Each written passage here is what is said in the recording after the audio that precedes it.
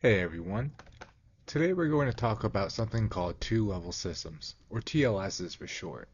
These systems are really important in the world of physics and material science, especially when we start thinking about how materials behave at very low temperatures. So, what exactly is a two-level system? In quantum mechanics, a two-level system is the simplest type of system you can have, aside from a one-level system, of course. Imagine it as a system where a particle, like an atom, can exist in one of two possible states, or energy levels. These two levels are like two different locations the particle can be in, and the particle can move or transition between these two positions. Why do we care about this simple two-level system? Well, turns out that in many materials, especially those that are disordered or amorphous, we have a strong class of defects that behave just like these two-level systems. These defects are not just theoretical, they're real physical phenomena that exist in materials and can have a big impact on how these materials behave. What's fascinating and a bit challenging is that these two-level systems tend to dominate the loss mechanisms in quantum circuits, especially at temperatures below 1 Kelvin. In other words, these tiny defects, which can be as simple as an atom sitting in one of two potential wells, are responsible for much of the energy loss that can disrupt the performance of highly sensitive quantum devices. Let's break it down with a simple example.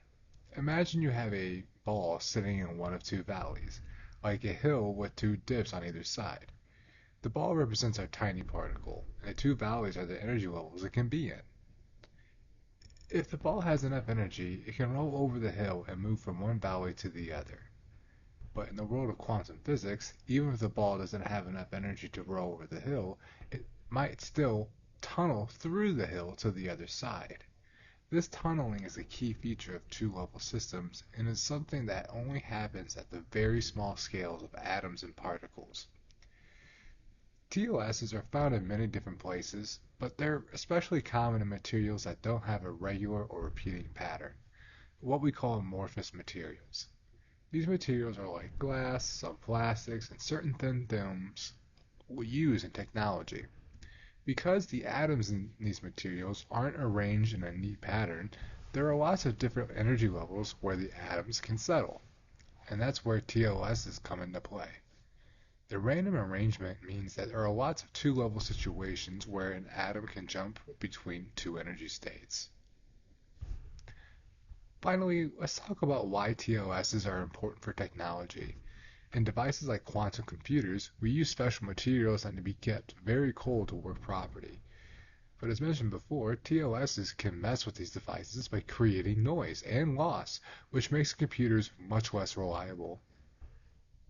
Understanding TLSs helps scientists find a way to reduce this noise and improve the performance of quantum computational devices as well as other advanced technologies.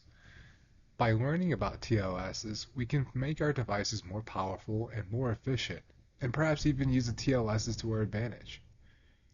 To wrap things up, two-level systems are a small but important part of how materials behave, especially at low temperatures.